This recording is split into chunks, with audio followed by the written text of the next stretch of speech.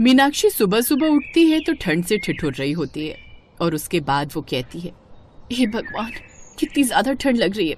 ना जाने मुझे कैसा ससुराल मिला है जो इतनी ठंड में भी घर के बाहर सोता है। अब इन्हें मैं क्या ही समझाऊं कि इतनी ठंड में बाहर नहीं सोना चाहिए। खैर, मैं तो कुछ बोल ही नहीं सकती हूँ क्योंकि इन्हें बोल बोल कर थक चुकी हूँ। मीनाक्षी सुबह 7 बजे उठती है और उसके बाद घर के अंदर जाकर चूल्हा जला लेती है। अरे वाह, अब कितना आराम मिल रहा है। मन ही नहीं कर रहा इस चूल्हे के आगे से कहीं जाने का। तभी उसकी सास की भी नींद खुल जाती है और अंगड़ाई लेते हुए वो बोलती है, अरे बाबा, मजा आ गया घर के बाहर सोकर। ठंड में तो घर के बाहर सोने का मजा ही अलग होता है। विनीता उठती है। तब तक मीनाक्षी ने सुबह की चाय बना दी थी। वो विनीता को सुबह की चाय देते हुए कहती है, मुझे नहीं लगता कि हमें रोज इस तरह बाहर सोना चाहिए। अभी तो चिंटू भी छोटा है, कल को उसे ठंड लग जाएगी और वैसे भी गर्मियों में बाहर सोना समझ में आता है, लेकिन सर्दियों के मौसम में बाहर कौन सोता है। बहू, तू जानती है ना कि पहले हम लोग बहुत ज्यादा अमीर थे और एक बार हम सब घर के अंदर सो रहे थे और बाहर से कोई आकर हमारी गाय भैंस चुरा कर ले गया था। तब से हम लोगों ने बाहर सोना शुरू कर दिया ताकि चोर घर के अंदर घुसने से पहले भी 2 बार सोचे और बाहर से कोई सामान ले जाने से पहले भी सोचे। तब तक चिंटू भी उठ जाता है और उसके बाद अपनी माँ से कहता है, माँ, बाहर सोना सच में बहुत अच्छा लगता है। जब सुबह उठते हैं तो फिर बिल्कुल भी आलस नहीं आता, अपने आप आँख खुल जाती है। अब मीनाक्षी ये बात सुनने के बाद अपने मन में कहती है, हे भगवान, क्या करूं मैं अपने घर वालों का। मेरा छोटा सा बेटा चिंटू भी इन लोगों के हिसाब से चलने लगा है। अब मैं अकेली पड़ जाती हूँ। बस देवर जी की जल्दी से शादी हो जाए तो शायद मेरी देवरानी मेरा साथ देने वाली आ जाए। मीनाक्षी ये सोच ही रही थी कि तभी उसका पति पवन और देवर दीपक भी उठ जाते हैं और वो लोग भी नाश्ता करके अपने अपने काम पर निकल जाते हैं। ऐसी धीरे धीरे ठंड बढ़ रही थी और दीपक की शादी के दिन भी पास आ जाते। जनवरी के मौसम में उसकी शादी अनामिका नाम की लड़की से हो जाती है और सुहागरात के दिन तो वो घर के अंदर सोई है और पूरे घर वाले बाहर सोते हैं। और ये सब देखकर अनामिका ने दीपक से पूछा, दीपक जी, मुझे कुछ समझ नहीं आ रहा। हमारे घर में 4 कमरे, लेकिन फिर भी सब लोग बाहर क्यों सो रहे हैं और हम अकेले अंदर सो रहे हैं। अरे, प्राइवेसी अच्छी बात है, लेकिन इतनी प्राइवेसी तो हमें चाहिए ही नहीं। अरे नहीं नहीं अनामिका, तुम गलत समझ रही हो। हमारे घर वालों को ठंड में बाहर सोने की आदत है, इसीलिए वो बाहर ही सो रहे हैं। शुरू में मीनाक्षी भाभी को थोड़ी दिक्कत हुई थी, फिर उन्हें भी आदत हो गई। आज हमारी सुहागरात है, इसीलिए हम अंदर सो रहे हैं। कल से हम भी बाहर ही सोएंगे। आप कैसी बातें कर रहे हैं? हमारी नई नई शादी हुई है, हमें अपने कमरे में एक दूसरे के साथ सोना चाहिए और आप बाहर सोने की बात कर रहे हैं। मुझे नहीं पता, आप माँ जी को जैसे भी मनाएं वो आपकी मर्जी है, लेकिन मैं तो घर के अंदर ही सोया करूंगी। दीपक ये बात सुनकर चुप हो जाता है। उसे समझ में नहीं आता कि वो क्या करे, लेकिन फिर भी जब लोग सुबह के समय नाश्ता कर रहे थे तो दीपक अपनी माँ से कहता है, अरे माँ, मैं ये सोच रहा था कि क्यों ना अब से हम घर के अंदर सोने लगे। वैसे भी जनवरी का महीना आ गया है, बहुत ज्यादा ठंड होती है। इतनी ठंड में बाहर सोने से चिंटू बीमार हो सकता है। ये बात सुनकर मीनाक्षी का माथा घूम जाता है और वो कहती है, कैसी बातें कर रहे देवर जी? मेरे बेटे चिंटू का नाम लेने की जरूरत नहीं है। मेरा बेटा 8 साल का हो गया है और पूरी सर्दी वो बाहर सोया है। तब तो आपको कभी भी मेरे बेटे चिंटू का ख्याल नहीं आया और अचानक से उसकी चिंता कर रहे हैं। ठीक है भाभी, मुझे चिंटू के साथ साथ अनामिका की भी चिंता है। उसको भी बाहर सोना अच्छा नहीं लगता है। क्यों ना हम घर के अंदर ही सोने लग जाएं? वाह, जब मैं ये बात बोलती थी तो कोई मेरा साथ नहीं देता था, लेकिन अब घर में देवरानी जी आ गई तो घर में अंदर सोने की बात हो रही है। खैर, कोई बात नहीं माँ जी, अगर आप घर में अंदर सोने की इजाजत दे देंगी तो मेरे लिए भी अच्छा है। कम से कम ये ठंड में बाहर सोने वाले ससुराल से तो छुटकारा मिलेगा। तुम लोगों ने अपने आप को समझ के क्या रखा है? अपने आप ही आपस में फैसला कर लिया कि हम अंदर सोएंगे या बाहर सोएंगे। हमारे घर वाले गर्मी हो या सर्दी बाहर ही सोते हैं। ठंड में भी मेरा ससुराल बाहर सोने वाला ससुराल है और अभी भी बाहर ही सोएगा। विनीता ये बोलती है और वहाँ से उठ जाती है। अब किसी को भी समझ नहीं आ रहा था कि कैसे विनीता की अकल को ठिकाने लगाया जाए। मीनाक्षी और अनामिका दोपहर का खाना बना रही होती हैं और अनामिका ने कहा, भाभी, मैं जानती हूँ कि आपने ठंड के बाहर सोकर बहुत ज्यादा एडजस्ट किया है और जो मुझे भी करना चाहिए, लेकिन भाभी, इस तरह तो हम एडजस्ट ही करते रह जाएंगे। मेरी नई नई शादी हुई है और मैं ज्यादातर समय अपने पति के साथ गुजारना चाहती हूँ। अगर हम बाहर सोया करेंगे तो हम एक दूसरे के साथ समय कैसे गुजार पाएंगे? मैं तुम्हारी बात बहुत अच्छे से समझती हूँ अनामिका। शुरू में मुझे देवर जी की बात सुनकर गुस्सा आया था क्योंकि उन्होंने कभी भी मेरी तरफ से नहीं बोला, लेकिन फिर मैंने सोचा कि वो जो बात कर रहे हैं उससे हमारे पूरे परिवार का भला होगा। लेकिन माँ जी तो मानती ही नहीं। भाभी, अगर आप बुरा न माने तो मेरे पास एक तरकीब है जिससे हम माँ जी को घर के अंदर सोने के लिए मना सकते हैं। इसमें थोड़ी मेहनत लगेगी, लेकिन मुझे पूरी उम्मीद है कि माँ जी इस तरकीब के लिए मान जाएंगी। अरे वाह, अगर ऐसा कुछ हो सकता है तो इससे अच्छी कोई बात ही नहीं है। तो मुझे बताओ क्या तरीका है। इसके बाद अनामिका मीनाक्षी के कान में कुछ कहती है और मीनाक्षी भी मुस्कुरा देती है। अगले दिन अनामिका और मीनाक्षी गांव की एक शादी में जाने की बात करती हैं और विनीता कहती है, बहू, अभी तक तुमने मुझे बताया नहीं था कि तुम्हें किसकी शादी में जाना है। अचानक से शादी का ख्याल कैसे आ गया? मेरे गांव की सहेली की शादी है। मैंने सोचा कि अकेले जाने से अच्छा है मैं सब लोगों को लेकर चली जाऊं। आपकी तबीयत खराब रहती है तो सोचा आप चिंटू को संभाल लेंगी, और वैसे भी आप तो बहुत समझदार हैं। आपने सालों से घर को संभाला है तो आप तो घर को संभाल ही लेंगी। विनीता भी अपनी तारीफ सुनकर फौरन मान जाती है और कहती है, ठीक है, घर को संभालना कौन सी बड़ी बात है। वैसे भी चिंटू बिल्कुल भी शरारती नहीं है। तुम लोग जाओ और सुबह समय से आ जाना, मैं पूरा घर अच्छे से संभाल लूंगी। इसके बाद मीनाक्षी और अनामिका शादी में जाने के लिए निकल जाती है और अपने अपने पतियों को भी अपने साथ लेकर चली जाती हैं। और वहीं विनीता चिंटू के साथ खाट पर सो जाती है। चिंटू बच्चा था इसलिए वो गहरी नींद में सो जाता है, लेकिन विनीता को नींद नहीं आ रही थी। तभी अनामिका और मीनाक्षी भेष बदलकर अपने पतियों के साथ डाकू के रूप में आती हैं और उसके बाद मीनाक्षी आवाज बदलकर कहती है, अरे दोस्त, लगता है बुढ़िया गहरी नींद में सो रही है।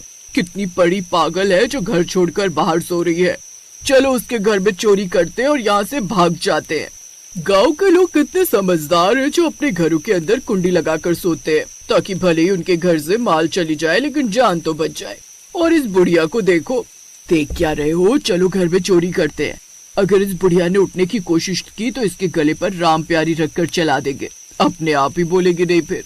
विनीता ये सब कुछ रजाई के अंदर से सुन रही थी और उसने अपने मन में कहा, हे भगवान, मैंने बाहर सोकर कितनी बड़ी गलती कर दी। कम से कम घर के अंदर होती तो कुंडी लगाकर खुद को बचा तो लेती। अब भलाई इसी में कि चिंटू को लेकर चुपचाप इसी रजाई में पड़े रहो और बाहर ना निकलो। विनीता चुपचाप पड़ी रहती है कि तभी अनामिका ने कहा, अरे दोस्त, लगता है गांव वाले उठ गए, चलो यहाँ से भागते हैं, फिर कभी आ जाएंगे। वैसे भी ये तो घर के बाहर ही सोती है। अब अनामिका और मीनाक्षी अपने अपने पतियों के साथ वहाँ से भाग जाते हैं, जिसके बाद वो वापस घर के कपड़े पहनकर आ जाती हैं।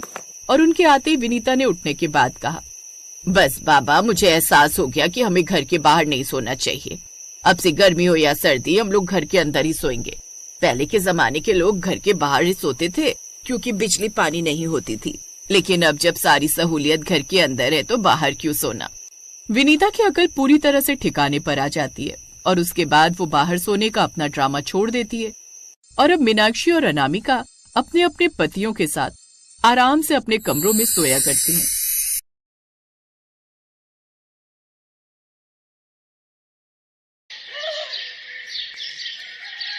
आओ बहू, इस घर में तुम्हारा स्वागत है। ये कहकर अंजलि कलश गिराकर अंदर आती है, जहां उसकी सास उससे कुछ रस्में करवाती है। सारी रस्में होने के बाद, अविनाश बेटा जा, बहू को कमरे में ले जा, वो भी थक गई होगी ना। जाओ बहू, अब आराम कर लो, बाकी की रस्में कल हो जाएंगी। इतनी दूर की बारात थी तो थक गई होगी ना, ले जा इसे बेटा। जी माँ। अविनाश अंजलि के साथ कमरे में जाता है, जहां थकान के चलते वो लोग जल्दी ही सो जाते हैं। फिर आधी रात को अचानक अंजलि ठंड के मारे कांपने लगती है। ये क्या हो रहा है? इस ठंड में तो मेरी कुल्फी जम जाएगी, लेकिन ये अचानक मुझे इतनी ठंड क्यों लग रही है? कहीं कोई खिड़की दरवाजा तो नहीं खुला? अंजलि उठकर सारे खिड़की दरवाजे देखती है तो वो बंद होते हैं।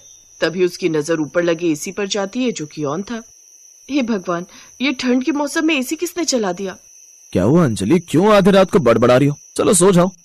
अविनाश देखो तो, ना जाने किसने अपना ये एसी ऑन कर दिया है। ये तो मैंने ऑन किया है। मुझे ठंड के मौसम में भी एसी चलाकर सोने की आदत है, और अब तुम भी ये आदत डाल लो। चलो अब सो जाओ। ठंड में कपकपाते हुए जैसे तैसे अंजलि सो जाती है। अगली सुबह गर्मा गर्म अदरक वाली चाय बनाकर वो अपनी सास ससुर के कमरे में ले जाती है, जहाँ उसके सास ससुर भी एसी चलाकर सो रहे थे। लगता है इन सबका मानसिक संतुलन हिला हुआ है, जो इतनी ठंड में भी ये एसी चलाकर सोए पड़े हैं। अंजलि अपने सास ससुर को चाय देकर कांपते हुए उस कमरे से बाहर लौट आती है।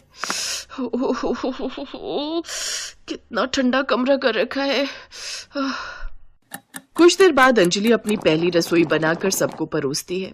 सभी लोग सर्दियों के गर्म कपड़ों में लिपटे हुए होते हैं, जिन्हें देख अंजलि कहती है, अगर आप लोगों को इतनी ठंड लगती है तो रात को एसी चलाकर क्यों सोते हो?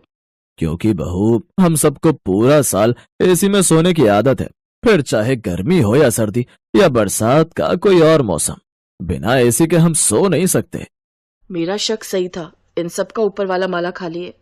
लगता है या तो ये सब खानदानी हिले हुए हैं या फिर नर्स के हाथ से पैदा होते हुए गिर गए होंगे।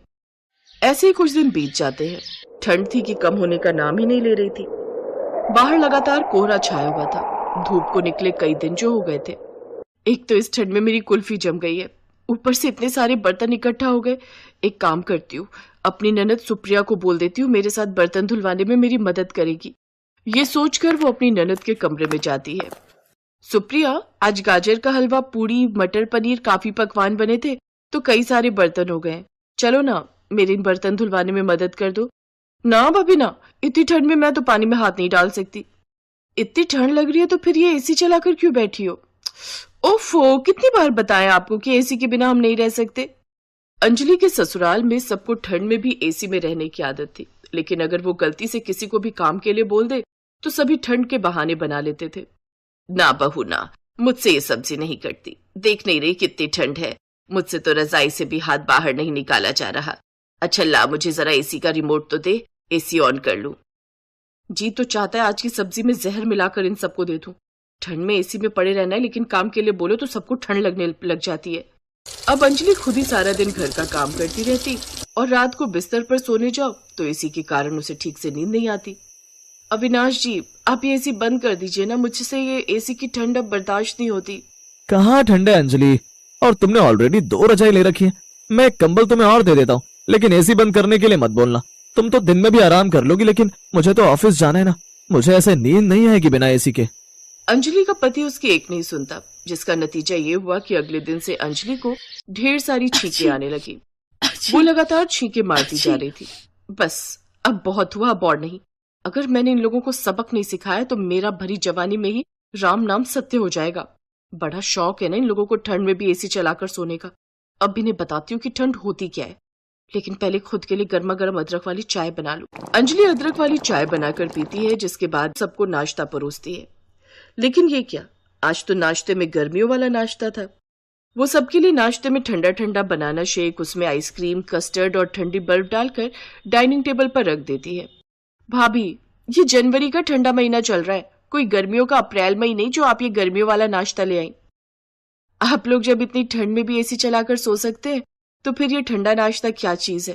करिए नाश्ता। ठंड में आइसक्रीम डला शेक पीने का भी एक अपना ही अलग मजा है। उफ, ये ठंडा नाश्ता करके तो मेरे दांत ही बजने लगे। अभी तो देखते जाइए आगे आगे होता है क्या। फिर अगले दिन अंजलि सभी के सारे गर्म कपड़े एक साथ धो देती है, जिसके बाद ससुराल वालों के पास एक भी गर्म कपड़ा पहनने के लिए नहीं होता, जिसके चलते सब ठंड से ठिठुरते हुए कहते हैं, बहू मेरी एक भी गर्म शॉल और स्वेटर नहीं मिल रहा, मेरे सभी गर्म कपड़े कहाँ हैं? हाँ भाभी, मेरी भी कोई सॉक्स, कैप या स्वेटर नहीं मिल रही है। मेरी अलमारी में भी मेरी लोई और गर्म टोपी नहीं है।